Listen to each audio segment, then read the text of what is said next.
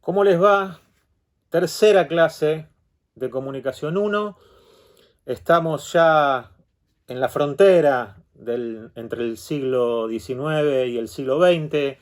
La clase pasada habíamos estado explorando esa otra faceta, la faceta más conflictiva del siglo XIX, la brecha social, el modo en que el capitalismo genera exclusión, marginalidad, explotación, las enfermedades físicas, las enfermedades morales, los modos de pensar la normalización y la medicalización de esas sociedades. Bueno, la contracara de toda esta especie de optimismo tecnológico, biologicista, que muy bien describía el texto de Matelard.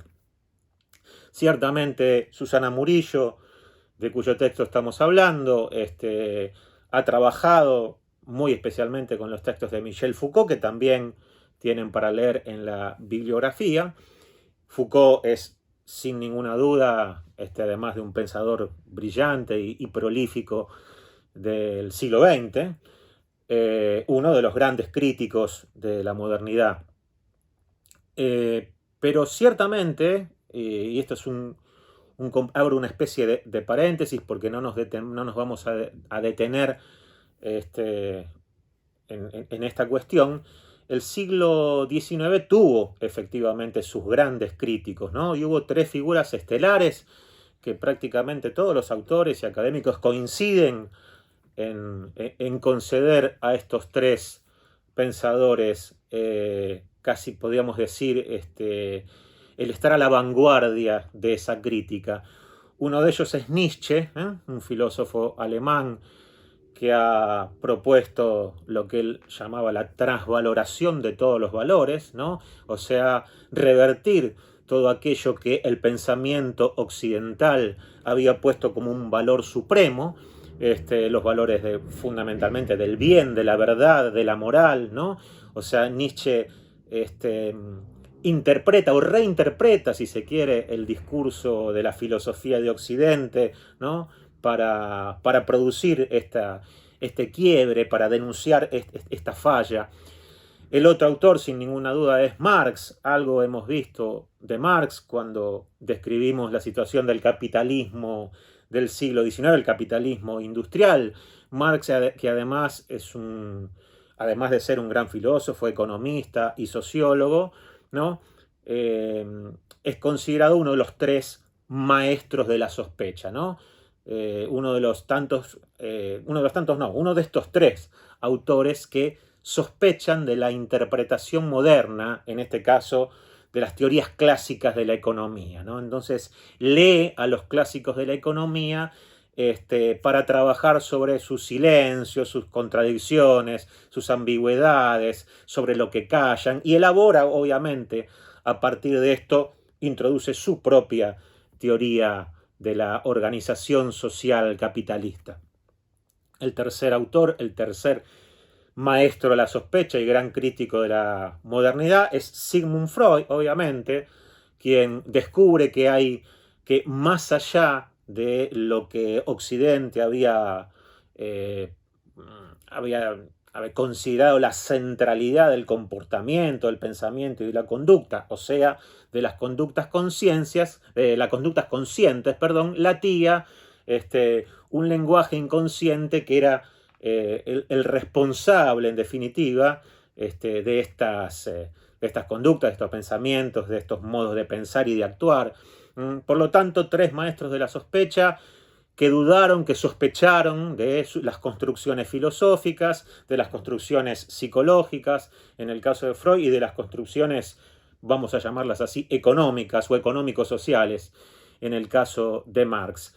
¿Por qué traigo esto a colación? ¿No? Sencillamente para que se entienda que ya el siglo XIX, porque los tres autores son del siglo XIX, Marx, Nietzsche y Freud, ya habían pensado su propio siglo, digamos, en términos críticos, y por eso se los considera los tres grandes críticos de la modernidad, fundadores de una discursividad diferente, disruptiva, etc. Ahora bien, ahora sí podríamos pasar, ahora que podríamos dar por agotado el siglo XIX, una pretensión desmedida de agotar una riqueza enorme. Vimos la clase introductoria que en el siglo XX, ¿no? El siglo XX surgieron las primeras teorías de la comunicación. Nunca está de más hacer este repaso. Ahí emerge una tradición como la Mass Communication Research, ¿no? Que abreva en toda la sociología positivista y biologicista del siglo XIX. Entonces elabora teorías basadas en la propaganda, en la publicidad, en la medición de audiencias, ¿no? Estudios más bien cuantitativos, ¿no? Que tenían fundamentalmente en su centro pensar a la comunicación como un instrumento, ¿no? Como un instrumento del poder, ya sea del poder empresario, del poder estatal. Pero claro, luego vinieron, o por lo menos durante el estudio de estos autores, fueron sorprendidos por la primera gran guerra, la guerra del 14, y no mucho tiempo después, luego de un breve lapso de entreguerras, la guerra del 39. Por lo cual hubo ahí en el medio realmente una gran carnicería mundial, vamos a llamar, ¿por qué no llamarla de este modo?, que provocó un intento por parte de las nacientes Naciones Unidas, bueno, de repensar la humanidad en realidad, ¿no? Porque si efectivamente el mundo, o por lo menos digamos nosotros, Europa y Estados Unidos, ¿no? Pero bueno, algo que en aquel momento se pensaba como el mundo, generó semejante violencia y semejante barbarie, bueno, el pensamiento que de alguna manera se complotó o contribuyó con esa barbarie, de alguna manera tenía que ser responsable, ¿no? Por lo tanto, Naciones Unidas se propone inmediatamente después de terminada la guerra, en el año 45, hay una convocatoria de la UNESCO, más precisamente, para repensar esta idea de humanidad, y uno de los ilustres invitados a esa reunión es un antropólogo francés llamado Lévi-Strauss, un antropólogo, podríamos llamarlo así, estructuralista, porque hasta ahí queríamos llegar. Vamos a ver algunos de los rasgos principales del estructuralismo. Vamos a pensar que el estructuralismo no es exactamente una teoría de la comunicación, bueno, pero fue un pensamiento de origen francés que se basó muy especialmente en la semiología de Saussure, y por lo tanto podríamos perfectamente derivar de allí una teoría de la comunicación, con este sesgo estructuralista, muy claramente. Y Lévi-Strauss obviamente cuestionó muy severamente el pensamiento occidental, y especialmente a partir de determinados conceptos, fundamentalmente el de hombre, como mito, como concepto mítico que Occidente había creado, en definitiva, dice Lévi-Strauss, para representar al varón blanco europeo, ¿no? Un concepto de hombre que fue derivando, ¿no?, en tantos otros conceptos como el yo, la razón, la autonomía, la libertad, la historia, la idea de que la historia tenía un sentido, el proyecto. Bueno, respecto de esta categoría central de hombre, el pensamiento occidental elaboró teorías sociales, filosofías, que eran justamente las que Lévi-Strauss estaba poniendo en cuestión, ¿no? Esto que podemos pensar o designar como el pensamiento ilustrado, como la ilustración occidental, a la que Lévi-Strauss responsabilizaba por semejantes catástrofes.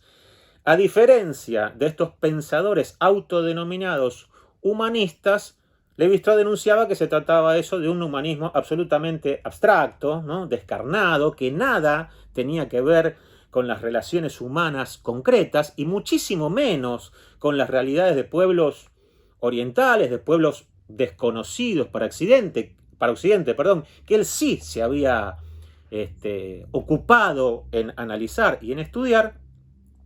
Y entonces Lévi-Strauss propone lo que él llama un análisis estructural que venía a poner el pensamiento occidental algo así como patas arriba, ¿no? A correr al hombre y esa idea de libertad y esa idea de humanidad del centro del pensamiento y a poner allí toda una, todas unas estructuras anónimas e inconscientes, códigos, lenguajes, símbolos que efectivamente, según Levi-Strauss, eran las responsables de el comportamiento humano, como si fueran algo así como si operaran respecto de nuestro pensamiento y nuestra conducta desde las sombras, ¿no? Desde la absoluta invisibilidad.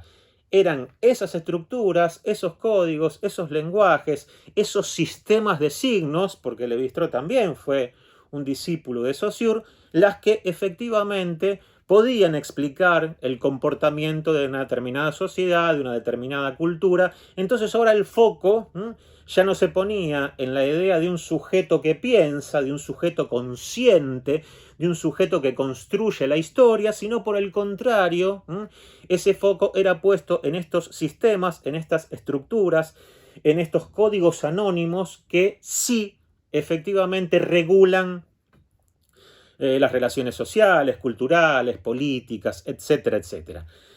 Ustedes van a ver un autor llamado Alain Finkielkraut, es un francés, que es uno de los pocos que para explicar el estructuralismo recurren a este encuentro de Naciones Unidas, y por eso ese texto me pareció muy interesante, solo que Finkielkraut habla del estructuralismo y lo dice muy claramente, y es el subtítulo de uno de los capítulos, la segunda muerte del hombre. Por eso, a partir de esta idea, si el estructuralismo es la segunda muerte del hombre, ¿no? Por esto que acabamos de desarrollar, ¿no? Este corrimiento del hombre de la escena central, ¿no? Este hombre que de alguna manera en la modernidad reemplaza al Dios de la teología.